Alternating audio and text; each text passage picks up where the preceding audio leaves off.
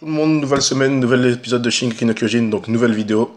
Et on continue sur les événements de l'épisode précédent, c'est-à-dire la traversée des titans dans le mur. Alors j'ai noté que les trucs sur mon téléphone pour ne pas oublier de parler des trucs, parce que la semaine passée j'ai oublié de parler de quelque chose. Cette fois-ci je ne le ferai pas. Alors c'est parti. Alors donc premièrement, dans les murs. Ce que nous dit Armin c'est très intéressant, il nous dit comment les murs ont été construits. Parce qu'il n'y a pas de traces de mortier ou de je sais pas quoi, il n'y a pas de fissure. Donc on peut se dire que en fait, les murs ont été construits intentionnellement par les titans. Ce serait fou de dire ça en fait, c'est un petit peu contradictoire quand on sait que les titans ils sont pour l'extermination. Quand on le voit à chaque fois qu'il y a un humain, ils sont là pour les bouffer. Même s'ils n'ont pas de système digestif, ils font que manger, et puis ils vomissent les humains qu'ils ont mangés, puis ils remangent, puis ils revomissent. Donc c'est juste pour tuer des humains qui font ça. Alors pourquoi il y aurait des titans qui protégeraient les humains? On ne sait pas. Ce qu'on pourrait penser, ce serait une petite hypothèse farfelue. Ce qu'on va dire, c'est des titans qu'ils auraient capturés. Ils auraient fait des expériences là-dessus et puis ils auraient rendus dociles. Genre un petit peu, ou peut-être dressés, on va plutôt dire. Ouais, ils ont dressé des titans. Et ils auraient utilisé leur capacité pour se protéger des autres titans. Mais bon, c'est un petit peu fou comme idée quand même. Je pense pas que ça soit. Je pense pas qu'ils puissent. Non, sinon il y aurait plus de gens au courant, à mon avis. Il y aurait plus de gens au courant. Donc je pense pas que ça soit ça. Donc, ouais, non. On va mettre ça à la poubelle plutôt. Enfin, non, je vais le garder à l'arrière de ma tête, on ne sait jamais. Parce que les expériences avec le père d'Eren et le père de Annie, là, on ne sait encore rien dessus. La petite seringue, là, on ne sait pas ce qu'il y avait dedans. Donc, pour l'instant, on garde ça dans la tête. On n'en parle plus pour le moment. Alors, ensuite, le révérend Nick, on voit quoi? On voit qu'il vient. Donc, il est en route avec Hansi, Levi, Eren, Mikasa et Armin. En route pour donner du renfort pour aider les soldats qui sont déjà contre les titans là. Et ils ont ramené le révérend Nick pour qu'il se rende compte du danger des titans. Parce que lui, il a passé toute sa vie dans la scène des murs, il n'a pas été confronté. Enfin, si, il a été confronté aux titans dans la première saison, mais il ne se rend pas compte du danger que les soldats vivent. Alors, Hansi, ce qu'elle a dit, on va le ramener avec nous. Il va voir à quel point c'est dangereux et peut-être que là, il voudra nous aider. Il voudra nous dire ce qu'il sait sur les titans et sur les murs. Parce que je rappelle que lui, et sûrement quelques-uns de ses partisans, ils savent comment et pourquoi les titans protègent enfin, on fait le mur. Quand je dis on fait le mur, comment ça se fait que les murs sont faits en titan? Parce que je rappelle que personne d'autre le sait, même pas le lieutenant Pixis, même pas Erwin, personne. Les plus hauts placés, le roi, c'est je suis sûr certain qu'il a même jamais vu de titan lui. Il sert à rien. Donc après ça, on a Levi qui nous fait une petite réflexion intéressante. Il nous dit que, enfin d'abord Hansi elle dit ouais la composition de l'équipe elle est un petit peu bizarre donc de toute façon on s'en fout si Ronnie qui est là. Et là ce que Levi il dit non, notre équipe est logique parce que c'est Erwin qui l'a fait. Donc on peut être sûr que chaque personne présente dans la charrette là, sorte de charrette, va avoir une importance dans les épisodes qui vont arriver. Donc Eren, Mikasa, Armin, Levi et Hansi. Et peut-être le référent Nick aussi, du coup. On verra ce qui va ce qui va se passer avec ce bonhomme-là, qui casse la tête d'ailleurs. Il parle pas, mais ce qui m'intrigue, c'est l'expression de son visage. C'est un petit peu entre la peur et. En fait, je pense qu'il est juste effrayé, je pense. C'est comme. C'est comme quand tu bouffes un truc dans le frigo qui n'est pas à toi, et que tu vois ta soeur qui arrive et qui fait c'est qui a bouffé mon sandwich ou je sais pas quoi. Ben, elle va t'appeler et toi tu vas être là, ben, t'as le regard, tu vois, tu sais que c'est toi, tu sais que tu vas te faire niquer, mais tu le dis pas que c'est toi. Tu vois ce que je veux dire?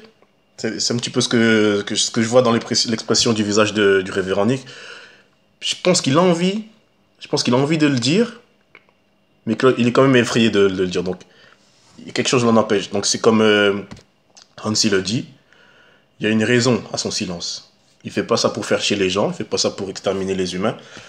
Moi, je pense qu'il y a une raison, et que cette raison-là, elle se trouve en dehors des murs, de l'autre côté. le monde de Shinki no Kyojin est plus vaste que les villes qu'on a là. Donc, il doit y avoir un endroit quelque part loin là-bas. Et d'ailleurs, cet endroit-là, j'espère qu'on va le voir bientôt. Donc, il doit y avoir un endroit là-bas. Et à mon avis, les ordres qu'il a reçus, ça doit venir de par là. Parce que ça vient pas de la ville. Parce que il y a qui? Il y a le roi. Après, il y a les lieutenants, etc. Pardon. Les hauts soldats, tout ça. Je pense pas qui pourrait le savoir. Dans la ville, personne ne sait rien sur les titans. À part lui. En dehors, c'est une autre histoire. Donc ensuite, on a qui? On voit Sacha, avec un soldat, je ne sais même pas si on dit son prénom, mais on s'en fout. Donc Sacha qui a un sixième sens, putain. Sacha, elle a un putain de sixième sens. Et ça, c'est très utile pour un soldat. Elle remarque sur le sol des traces de pas de titan. Des traces de pas de titan. Ça, c'est trop stylé. C'est un truc de ouf. C'est un truc de ouf. Elle pourrait, euh, elle pourrait tracer des titans, en fait. Donc là, en fait, c'est cette capacité qu'elle a là, c'est grâce à son enfance. Elle a passé sa vie à chasser avec son père. Donc, ce genre de truc, à mon avis, il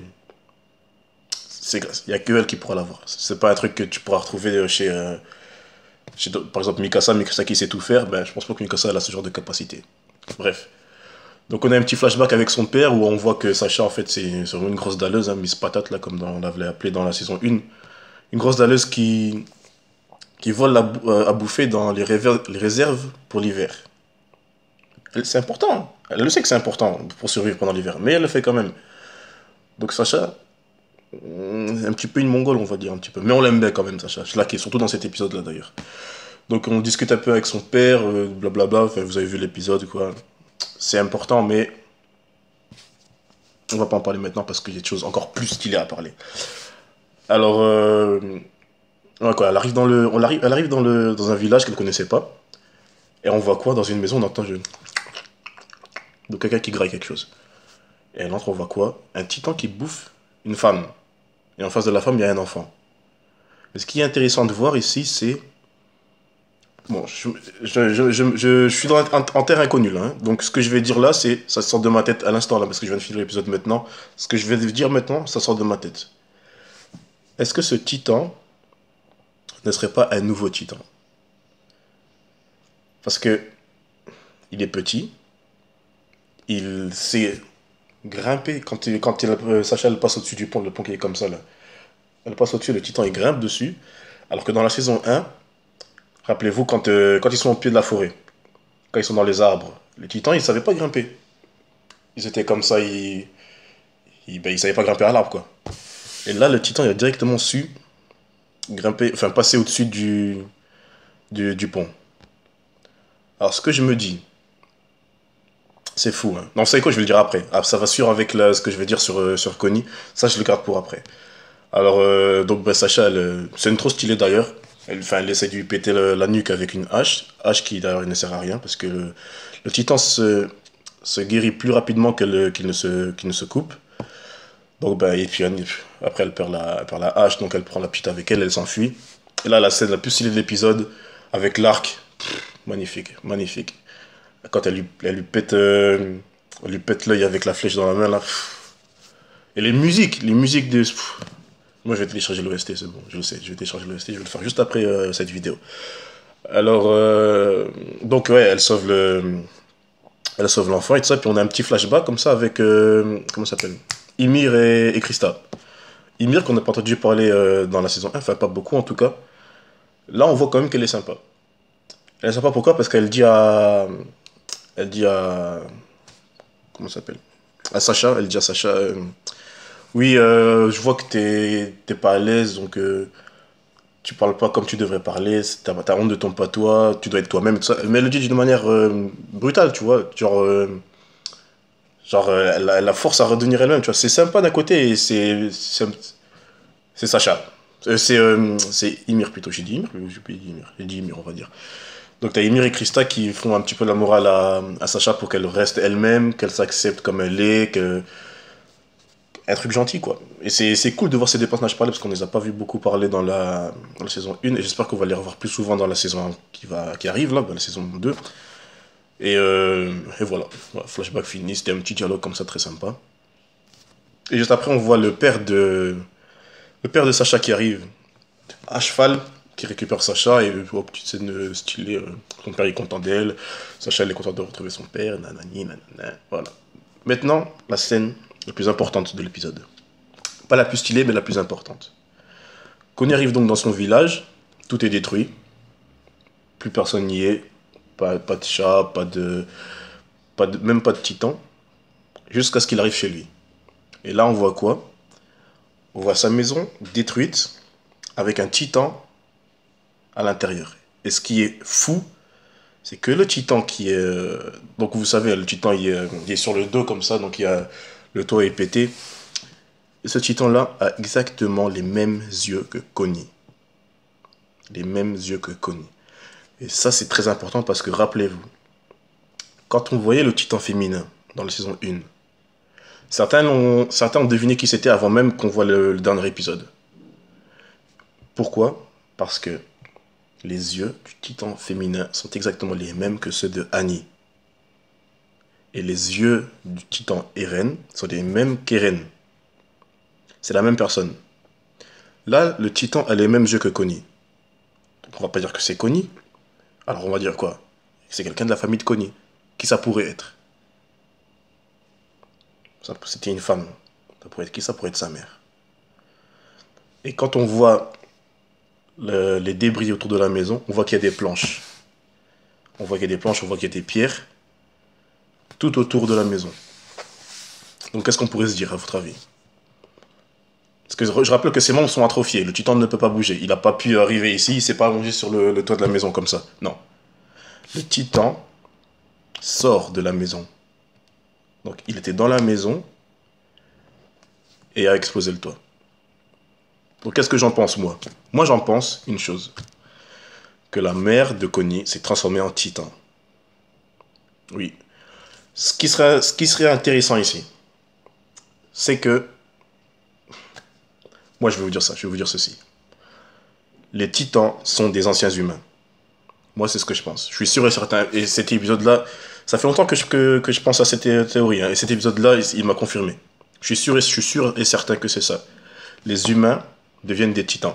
Ce serait quoi? Ce serait un virus qui serait en eux, genre à la Walking Dead. Et à la mort, l'humain se transforme en titan. Et là on pourrait dire quoi? Ben, la mère de Connie était chez elle. Ben, elle serait morte chez elle. Genre elle meurt, genre elle était malade ou un truc comme ça. C'est là que les titans sont arrivés. C'est sa famille, ils ont laissé son corps ici, ils ont laissé le cadavre de sa mère chez elle. Ils n'ont pas eu le temps d'enterrer ni rien faire. Donc les titans sont passés, ils ont tout raflé, ils ont détruit toutes les maisons. Tous les humains ils sont partis. Et là, ben, après, la mère de Connie s'est transformée. Et c'est important de ce que je dis parce que les débris qui sont autour de la maison sont les débris du toit. C'est sûr et certain, c'est les débris du toit parce que autour du titan, à l'intérieur, il n'y a rien. Enfin, si, il y a des trucs détruits, mais il n'y a pas de morceaux de toit. Donc, vous voyez ce que je veux dire, hein, genre, quand elle est devenue un titan, elle a pété le toit, tout est tombé autour de la maison, et voilà. Et je reviens au titan qui attaquait la femme, là, dans le premier village avec Sacha. Est-ce que ce serait pas un humain qui vient de se transformer?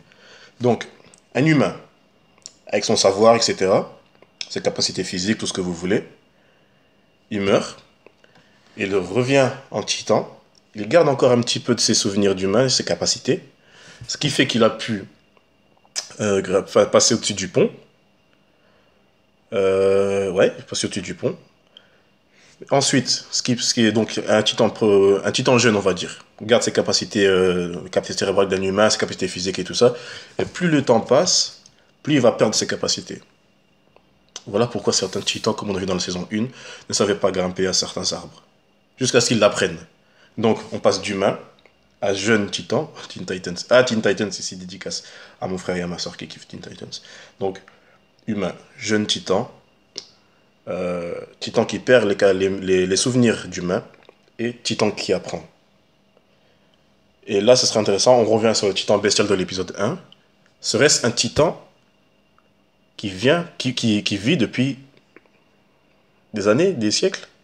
Non, peut-être pas des siècles, mais quand même des années. Alors il aurait réappris à parler, à lancer aussi, parce que je pense pas que les titans savent lancer des choses, à réfléchir. Vous voyez ce que je veux dire? Ce serait un truc de ouf. Donc ce titan-là, à mon avis, peut-être même pas que c'est un humain à l'intérieur, peut-être que c'est juste un simple humain qui est devenu titan, comme je viens d'expliquer, et qui vit depuis extrêmement longtemps, et maintenant qui possède des poils, donc la pilosité humaine. Et enfin, à part pour les longs bras, ça j'ai aucune explication. Le gars il a les bras sont plus grands que son corps, on ne sait pas pourquoi. Mais voilà, moi c'est ce que je pense. Et dites-moi ce que vous en pensez. C'est un peu ouf, hein. Je viens de tout mettre en ordre dans ma tête maintenant.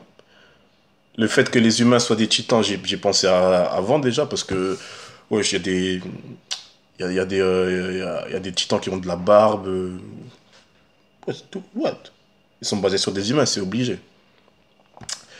Et pour revenir sur Eren, Annie, et le titan colossal et le titan cuirassé, moi je pense que le père de Eren, euh, comme on voit avec la seringue là, donc le père Annie a fait la même chose, hein.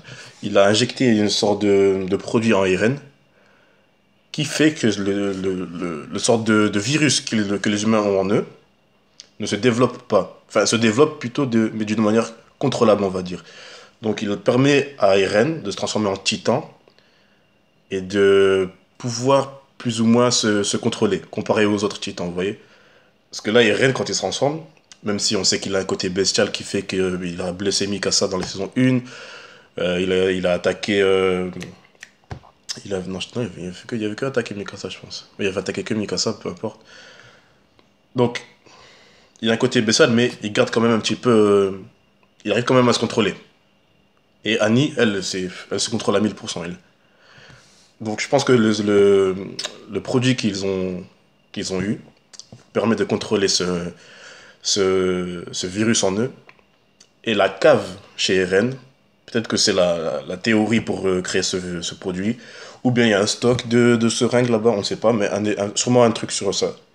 Il y a sûrement une réserve de seringues et le secret pour pouvoir contrôler les titans. Comme ils disent, ouais, tu découvriras le secret des titans dans ma cave, nanani, nanana. Donc voilà, je suis parti en couille, tout ce qui était dans ma tête, je l'ai sorti. Maintenant, à vous de me dire ce que vous avez dans votre tête, ce que vous pensez. Euh, Dites-moi ce que vous pensez de ma petite théorie vite fait là, parce que ouais, je l'avais sorti qu'avec mes potes proches, ils me disaient mais non, mais non, mais non, mais non, mais non. Maintenant, je l'ai dit à vous qui me regardez là maintenant. Dites-moi ce que vous en pensez, c'est très important, parce que c'est trop stylé, et j'adore, et putain, cet épisode, il m'a donné des frissons. Les musiques, la scène, l'animation, d'ailleurs, faut pas que j'oublie de télécharger l'OST. Donc, bah, je vous dis ciao. N'oubliez pas de me dire ce que vous en pensez. N'oubliez pas de me suivre sur Facebook, Instagram pour parler. Vous venez me raconter vos théories. Dites-moi tout ce que vous savez. On discutera ensemble. Et moi, je vous souhaite une bonne journée. Ciao tout le monde.